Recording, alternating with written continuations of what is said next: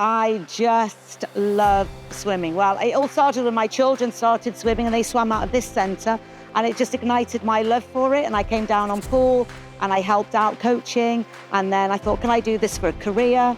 And I did my qualifications, got a job, and it's just grown from there. And I just love seeing people just love water and what they can achieve in water. I teach every day, and mainly I teach children in the main pool from stage 3 up to stage 7 and 8. And in the evenings, I do the adults.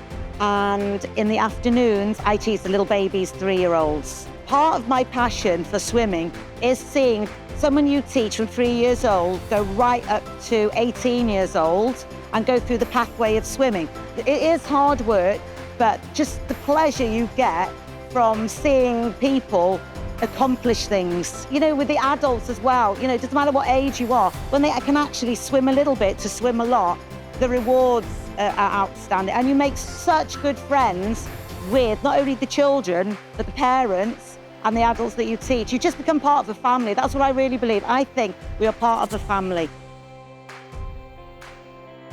Ymunwch â thîm Conwy. Conwy.gov.uk/Swyddi